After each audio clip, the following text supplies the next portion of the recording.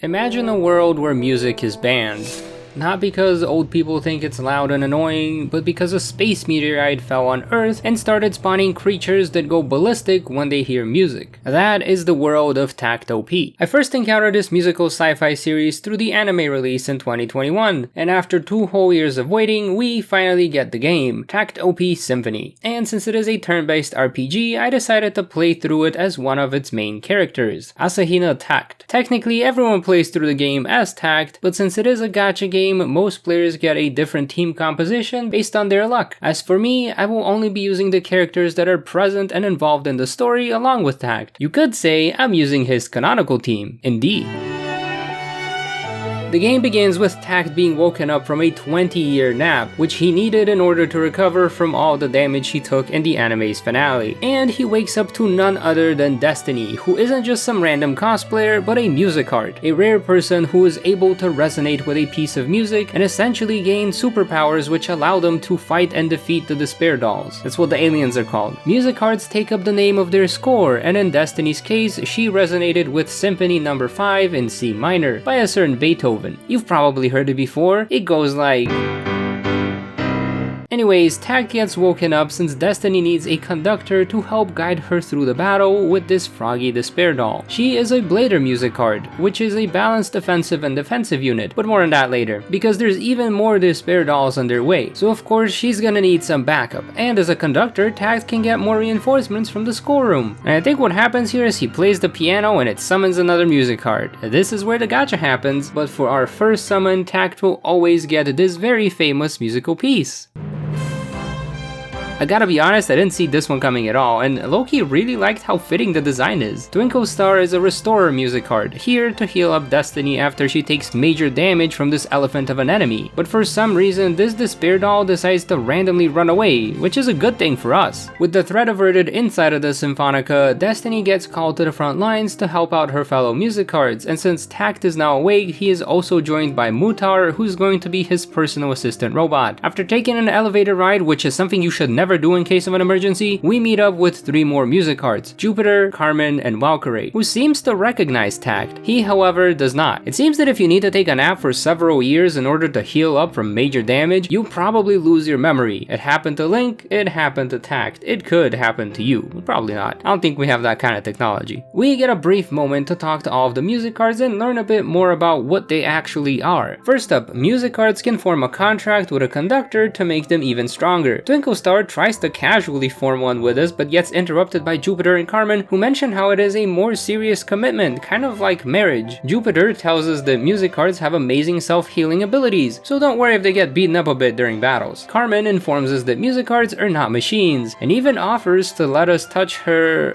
hand. Don't click the other option. Turns out that music cards are just humans, and they too have lost all of their memories of their normal human lives. Finally, we have Valkyrie, who kinda seems to hate us, probably because she's the only one in the crew that doesn't get to join the team. She is a 3-star music card, and there's no guarantee we'll get her. As soon as our talks are over, Despair Dolls attack, and we get our 2 additional team members. Jupiter is a Warden class music card who stands at the front of the party to take a bunch of hits and protect the backline music cards from enemy attacks. Carmen is a Magus class music card who can launch powerful attacks from the rear. Unlike most other turn-based RPGs I've played, the position of team members and enemies matter. Certain attacks can only be used from certain positions, and they can only hit enemies in specific spots. There are also some moves that can shift unit positions, like Carmen's Sincere Invitation, which moves the targeted enemy 1 spot closer to our team, 1 spot closer to Destiny's attacks, that is. Using these kinds of attacks also generates different colored tones, which can be used to trigger a peak performance, or as I like to call them, their ultimate attacks, which also plays their musical track. It's a nice touch. I like it. After the battle is complete, Valkyrie gets taken to the ER because she just wanted to rush ahead and not be a team player. Meanwhile, Destiny takes Takt up to the balcony to show him what she is trying to protect, the Symphonica. And since Takt wants to feel useful and help her protect the Symphonica, he asks to forge a contract, but then gets rejected, for now. Meanwhile, we see that Mutar and the administrator are reflecting on what just happened. Hilda asks Mutar to go through the journals of everyone in the Symphonica to see if there's any hints as to how the Despair Dolls would have made their way in. The following day, Mutar wakes us up to take us on a tour of the Symphonica. First, we run planet to Twinkle Star, who asks us to join her for a shopping trip later. And then we go to the clinic where Valkyrie is still recovering. She is a bit frustrated with Muhtar since he's supposed to help Takt recover his memories from 20 years ago, but it's something Muhtar will do later. Spoiler alert, he doesn't do it. Next up, we go to the training room where Jupiter is working out. She tells us about the dissonant meteorites, which spawn in the Despair Dolls, and how all of the known ones are currently surrounded by the Symphonica organization. It doesn't stop them from spawning more monsters, but at least they're spawning near music cards who can take care of them before they start causing trouble. And finally, we run into Carmen, who talks more about the music card healing abilities, but most importantly mentions their weak point, the F-hole, which will make the music card die if it breaks. Thankfully, it is not a very fragile object, and many music cards can be seen wearing their F-hole, while others are quite good at hiding it. No clue where Carmen keeps hers, and I kinda don't wanna find out. On our way out, we run into Destiny for a brief conversation about contracts, which was yet another thing that Muhtar was supposed to explain, but was being saved for later, and spoiler alert, he never explains it later. Takt tactfully changes the direction of the conversation by talking about the roses on Destiny's dress, only to find out that she doesn't even know they were called roses, or what roses smell like. Anyway, she ends up tagging along for our little shopping trip outside of the Symphonica. You see, the Symphonica is just a concert hall, HQ kind of place, but it is located inside the city of Berlin, which is still alive and well despite all the Despair Doll destruction. That's because cities with a Symphonica have a lot of music cards to protect the peace, although it seems not always well. Turns out this kid is a peddler from the refugee camp who lost both of his parents on the way to Berlin. Takt takes pity on the poor child and tries to give him some free snacks, but the kid refuses to take freebies, so in exchange, Takt asks him to find a super secret item. After helping Twinkle Star buy a new book, we make our way back to the Symphonica and get to meet some more conductors, well, conductors in training. First up, we have Nicholas and his quiet music card Bolero, as well as the stuck-up Avro and her prankster music card Fledermaus. These pairs haven't forged contracts yet, but they do work well together, well enough. Avro is quick to question the legendary Takt, and she challenges us to a simulated battle, requesting a promotion to a formal conductor if she manages to win. Bad news for her is that this challenge gets interrupted by a new dissonant meteorite crashing into Berlin, the first new meteorite to strike in 20 years. Maybe Takt should go back to sleep, I feel like this is related somehow. We rush out to the scene and easily take on the newly spawned Despair Dolls thanks to our pretty standard formation. Destiny launches powerful attacks, Carmen follows up from the back, Jupiter protects her from getting one-shot, and Twinkle heals everyone up. The bad news is that Muhtar picked up a signal for even more Despair Dolls, this time in the center of the refugee camp. This throws us into a bit of a trolley problem. Do we stay here and destroy the meteorite, protecting the Symphonica from harm, or do we rush to the refugee camp and help those in need? Muhtar seems to think that we should stay here, but this does not sit well with Takt, who decides to leave the meteorite to Nicholas and Avro while he rushes over to help the refugees. Lucky for him, all of our music cards and Valkyrie come along to protect the conductor who got separated from the team due to memory loss. I don't think anyone's gonna buy that, but okay. Here we meet a new kind of Despair Doll, the Silver Squire, who's able to summon even more Despair Dolls and hides all the way in the back, but it wasn't too troublesome for our team, at least not at its current level. Having cleared away the enemies, we can rescue Yuri, who is trying his hardest to protect the thing Takt requested earlier, a single blooming rose for Destiny. Of course, this moment of peace is ruined by even more Despair Dolls, and Muhtar is pinging at everyone to go help Nicholas and Avro. Destiny urges the other music cards to return to the meteorite while she deals with the refugee camp. But how is one frail music card gonna handle all of these enemies? By forging a contract, of course. I think the rose really got through to her. The contract seems to have boosted our friendship level, but I'm not sure if it did anything else stat-wise. For the funnies though, I decided to try and solo our next enemy. Our main attacks were doing some pretty decent damage, and since Destiny has a counter-attack ability, she gets to strike back every time the chariot-looking Despair Doll attacks her. Not sure how much of that was the contract and how much of it was me building the character well, but we won. There are several ways to strengthen your music card. The simplest one is by leveling them up, which gives them permanent stat boost. You can also tune their scales for more stat boost, as well as getting to unlock new passives and skills after certain scales are fully tuned. And finally, you can give your music card a memory. These function similar to weapons in other RPGs, since they come with some stat boost as well as different abilities. Destiny has no problem going alone. Twinkle has Monster and Despair to boost her healing power. Carmen's got a Graceful Queen, which we have not met yet, but basically gives us a buff to her AoE attacks. And finally, Jupiter gets the Cost of Battle for some extra defense. Anyways, now that Yuri is safe, we can go pick off the rest of the Despair Dolls and protect the panicked refugees, although helping them seems to have caused some more problems, as they suddenly start crowding around us us, asking to be taken into the Symphonica. After all, we're no longer ignoring them, and that means we should be able to give them actual refuge, right? Right? Their leader, an elder, helps calm them down and disperses the crowd, chastising us for lending a helping hand without the intent to fully support them. And to nail that point in, at the end of the scene, Takt offers Yuri some candy in exchange for the rose, which once again gets turned down. Not because Yuri doesn't want the candy, but because the sugar will make him even hungrier. And it's not like Takt is gonna start bringing him 3 square meals a day, so this was yet another reminder that this world is kinda really suffering, big time. After all the battles are done, Takt tries to go visit Avro and Nicholas at the clinic since they got pretty hurt while handling the meteorite all alone, but they've set their status to do not disturb, so instead Takt goes around to ask their music cards. Bolero is all like, nothing happened. Meanwhile, Fluttermouse is all like, Avro was fine and she praised you for saving the refugees. JK, she actually hates you. JK, knowing all the info is half the battle, ha ha ha, I don't give you any actual information. If this is what Avro has to deal with every single day, I can see why she's so snappy at everyone. Afterwards, Takt goes around to ask the real question to his music cards. If we're here to protect humanity, why the heck aren't we also protecting the refugees? This is what the music cards are protecting. Artists, intellectuals, and politicians, all put in a stasis sleep deep below the Symphonica, sleeping safely until the world is free from the despair dolls. There is a waiting list for those outside, but it is a very long one, so most of them probably will never get in. So instead, the music cards are tasked with just protecting those who are asleep inside of the Symphonica. And just as you start to wonder why, Twinkle Star hits you with the, Mama and Papa are probably asleep in there too. Okay, fine, we'll protect the sleeping people. And since her parents aren't around, Twinkle Star asks us to read a book with her. The only problem is that the latest book she got had a random recorder inside of it with a message from a mysterious professor. In the recording, he claimed to have done some research on the despair dolls and that it can be found with those who gaze upon the stars. So of course, the administrator sends us out to look for it. On the surface, we run into Valkyrie, who's there for reasons, not according to her reports. Anyways, first we ask Yuri for some advice, who asks the elder, who claims to know nothing about this Professor Ellis, but he did know about those who gaze upon the stars. It's a group made up of people who refuse to go into the Symphonica even though they were invited. We also talk to the bookshop owner, who lets us know that Ellis is dead. He also points us towards the professor's home in the outskirts of the city. When we get there, we detect some despair dolls and see people trying to shoot them with guns, except the only problem is guns don't work on despair dolls. I'm sorry, America. Good thing Valkyrie's here. We join her to fight off the remaining despair dolls, and I gotta say, I kind of expected to get a trial version of Valkyrie for these battles. It seems like a very good spot for it, but since I didn't, I had to try to get one from the gacha. There is a beginner's banner which guarantees a 3-star music card after 20 pulls, and we've got plenty of those. Also, gotta say, it's kinda cool how you get to play the piano a bit before the gacha happens. It's a nice touch. Anyways, let's see what we got. Nutcracker, Free Shooter, a bunch of Carmens and Twinkle Stars, Campanella, who likes fruit soup. What in the world is fruit soup? Ooh, Bolero. That one might be useful later. Pomp and Circumstance, Air on the G-string, Jupiter, and Earl King. I guess we're just gonna have to help Valkyrie using the standard team. The fighters were very happy that we rescued them. They invited us into this fancy looking house and say something that makes it seem like Valkyrie has been helping them out in the past. Turns out that this place is the professor's home, and they will gladly let us search for his leftover research papers. But since it was getting dark, we agreed to come back another day to collect the research papers. When we return to the Symphonica for the night, we can see that Nicholas and Avro are back on their feet. Bolero is trying to train Nicholas on how to detect her presence, then just leaves. Meanwhile, Avro was just getting fed up with Fluttermouse shenanigans. Glad to see that they're still doing well. Anyways, instead of going to rest, we're alerted that a bunch of despair dolls are attacking the outskirts of the city and are sent out to protect the people who are still trying to use guns for some reason. The new set of enemies include an amethyst butterfly, which basically deals magical damage and buffs the allies' magical defense, so they're no trouble for Destiny at all. Now that's real trouble. Sadly, the Star Sky is not going to make it, but at least he gets to pass away looking at the real sky. We found the professor's research, but at what cost? Seeing someone lose their life weighs heavily on Takt's shoulders, but the worst part is that it's a feeling he's had before. Sadly, not one he can actually remember. The one bit of good news is that there won't be any new despair dolls attacking for a while, so Takt and the music cards have some time to relax and train a bit. We can go to the training room, which gives us memories, coins, and scale materials, as well as daily missions to farm more specific materials we might want. This helps build up the music cards cards, although so far we've only been leveling things up to give us a preset stat buff. However, the game has one more way to power up your characters, and that's through harmonies. You can select various combinations of harmonies for different buffs, and then equip different tone arms which have various substat boosts. Since we don't have many tone arms to begin with, only Destiny will be getting the major buffs. The next day we get rudely awakened by this music card called Belkis, also known as the Conductor Destroyer. Yikes. Although it seems like the other music cards don't like her much either. Belkis ends up asking us to show her around the Symphonica, and Destiny kinda just allows it. First up we go to Fluttermouse, who has never shut down someone this fast before. Next we go to the entrance where we run into this sheepish music card named Daphnis and Chloe. At first I wasn't planning to do much gacha for this one, but you guys gotta excuse me for a second.